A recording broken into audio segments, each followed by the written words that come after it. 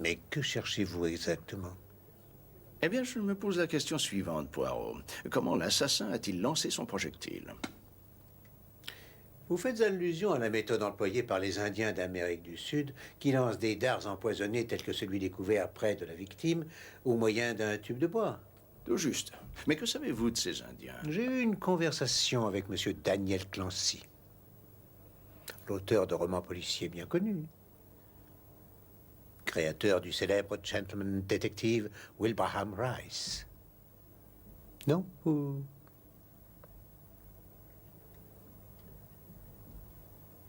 Ah, bon. Eh bien, M. Clancy était l'un des passagers de l'aéroplane, mais il a étudié la question pour l'un de ses romans policiers.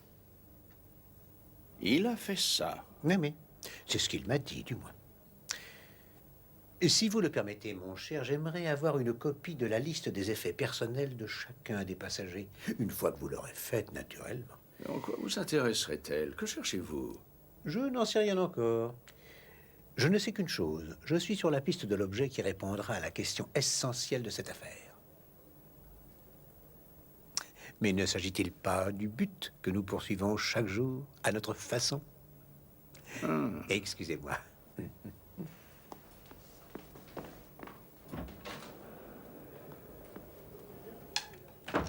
Une mine d'or, ce Poirot.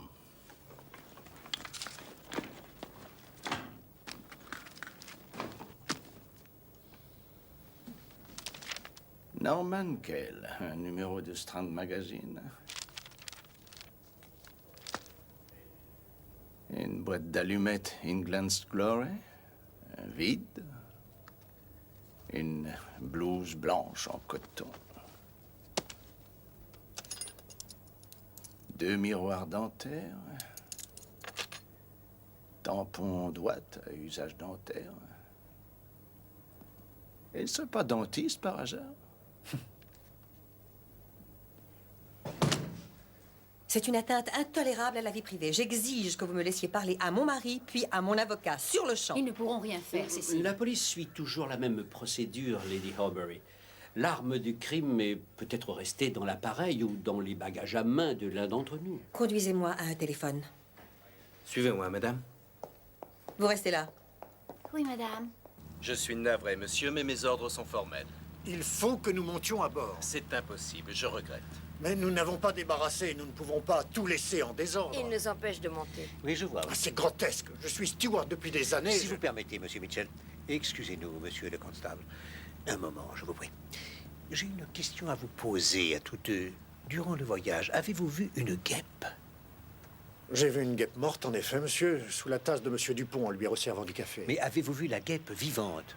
L'un d'entre vous aurait-il vu la guêpe voler dans la cabine? Non, je ne l'ai vu qu'écrasée. Oui, moi aussi. Mais c'est la fléchette qui a tué cette pauvre femme. Cela a bien été établi, non? Oui, presque certainement, mademoiselle. Ah, alors pourquoi c'est... Mademoiselle Gray, quand avez-vous vu madame Gisèle en vie pour la dernière fois? Oh, autant que je me souvienne, quand j'ai débarrassé après le repas. Elle vivait encore quand je lui ai versé du café. Ce devait donc être juste après. Merci. Merci beaucoup. Une dernière petite question. Madame Gisèle avait-elle déjà pris cet avion? Je ne l'avais jamais vue. Mais il y a peu de temps que je travaille ici. Ah oui, bien sûr. Et vous, monsieur? Oui, elle l'avait déjà pris. À vrai dire, elle voyageait souvent sur cette ligne. Elle prenait généralement le vol précédent, celui de 9 heures. Celui-ci est parfois complet, mais il y a toujours de la place sur celui de 9 heures. On a trouvé quelque chose, Poirot. Venez donc avec moi. Merci infiniment à tous les deux.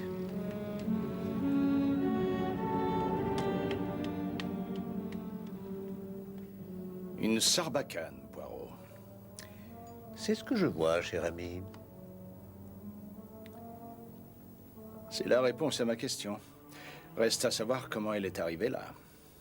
Vous avez remarqué ces dessins? Je ne pense pas me tromper en disant que cet objet vient d'Amérique du Sud. Tout comme la fléchette.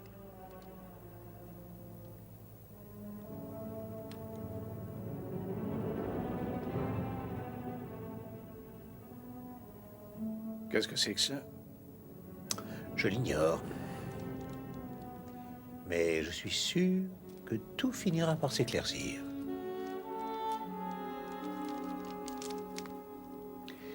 cette sarbacane est un bel objet, ne trouvez-vous pas? À vrai dire, la beauté de cet objet ainsi que sa provenance sont les cadets de mes soucis.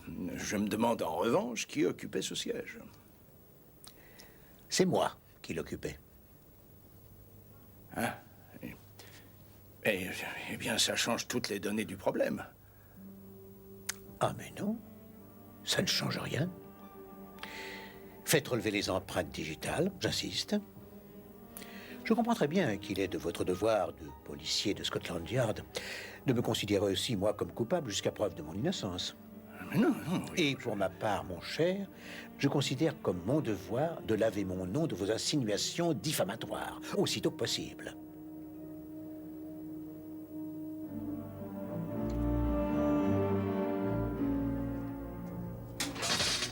Steven?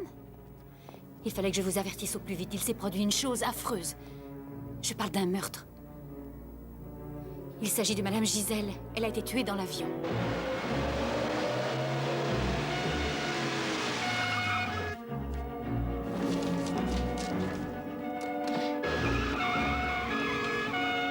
Venez avec moi. Oui, inspecteur.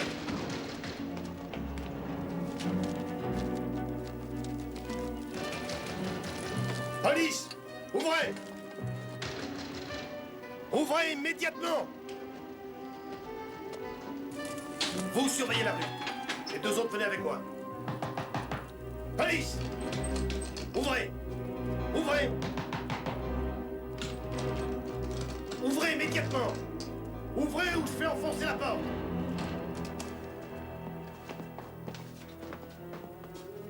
Inspecteur Fournier de la Sûreté. Enchanté, inspecteur.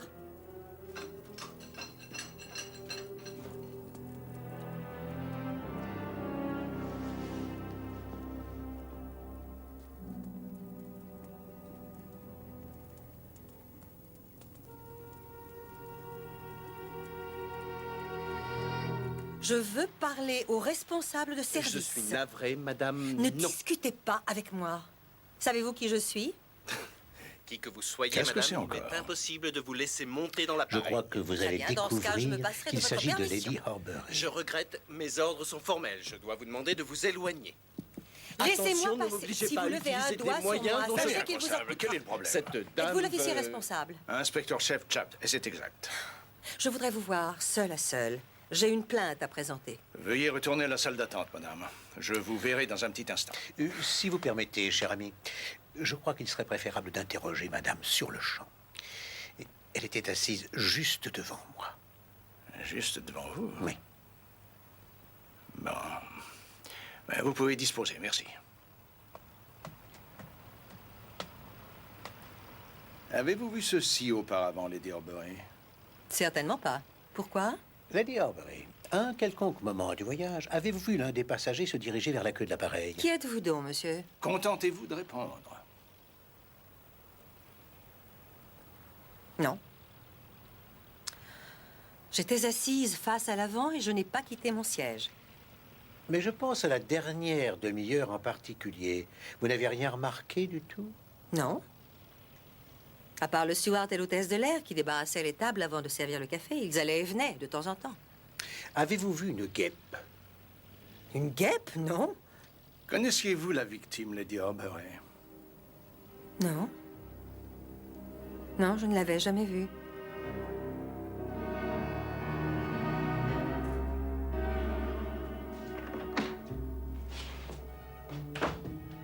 Moi qui croyais être sur la bonne voie.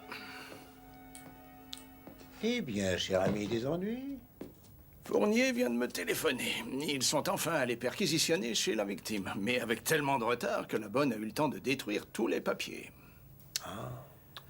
c'est peut-être parce que vous avez attendu midi pour prévenir Fournier. Demande pardon? Très important en France, l'heure du repas. Pour manger et ensuite aller dormir. Pas pour arrêter des criminels ou chercher des preuves écrites. Pourquoi vouliez-vous donc ces papiers? Parce que je crois que Lady Horbury connaissait Gisèle. Je l'ai vu dans son regard. Mais je n'ai aucune preuve. Je leur avais bien dit que fouiller nos bagages n'avancerait à rien. Le fait qu'ils nous laissent partir ne signifie pas qu'ils ne soupçonnent personne. C'est exact. Ils n'ont pas de raison suffisante pour nous retenir, c'est tout. Excusez-moi, mademoiselle, le monsieur là-bas, celui qui a des moustaches, pouvez-vous me dire qui c'est? Oui, c'est Hercule Poirot, le célèbre détective.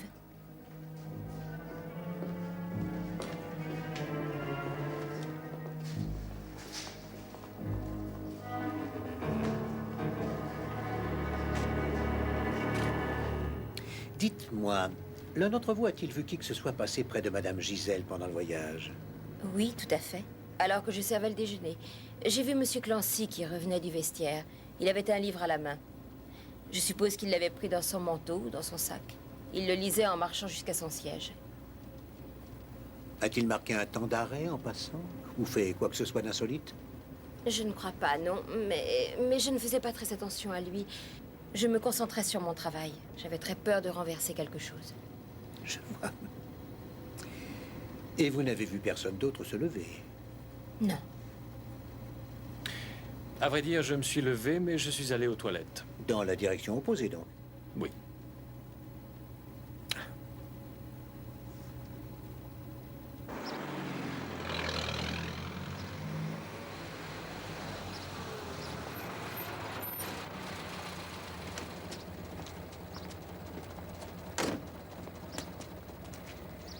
Au revoir, Monsieur Gale. Monsieur Poirot? Ah. Une demeure splendide. Oui. J'aimerais pouvoir dire qu'elle m'appartient, mais elle est à mon oncle. Nous y avons notre cabinet que nous partageons. Eh bien, au revoir. Ah, au revoir. Je me demandais, seriez-vous libre pour dîner, disons demain soir? Grand Dieu, vous êtes comme c'est gentil. Oui. Oui, très bien, je vous téléphonerai demain.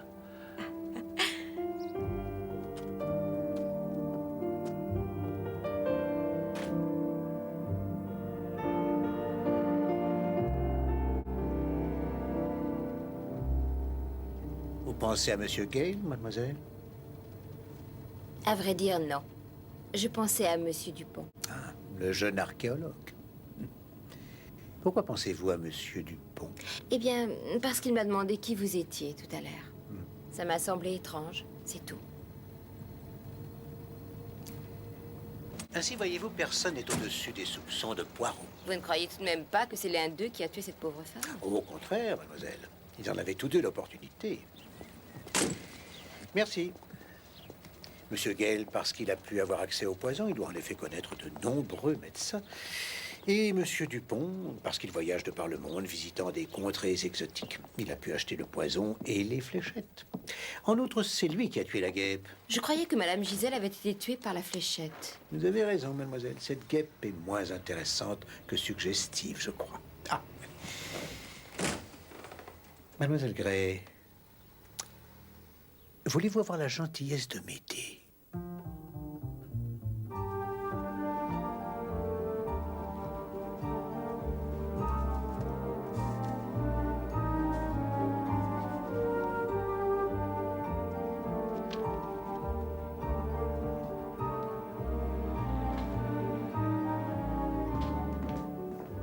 Bonjour. Bonjour.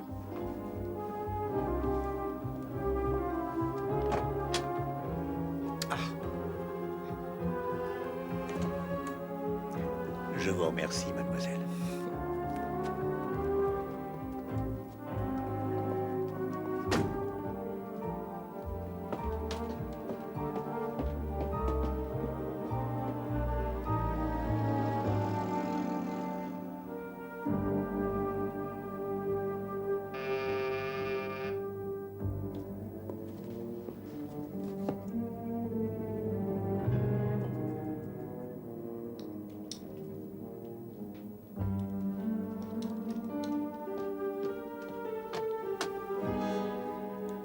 Bonsoir, monsieur. Monsieur Poirot, Lui-même. je suis Lord Herbury. Ah oui. Oui, entrez.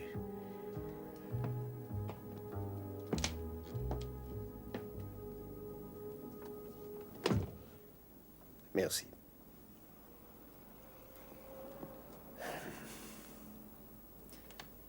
Voyez-vous, mon épouse est de bien des façons étrangères à la vie que je mène. De fait, notre mariage est un véritable désastre. Notez que c'est ma faute, je le concède volontiers. Je me suis entiché d'elle. Je lui aurais tout donné. C'était une actrice. Vous savez comment sont les actrices? Non. Comment sont les actrices, Lord Horbury? Eh bien, elles ne vivent que pour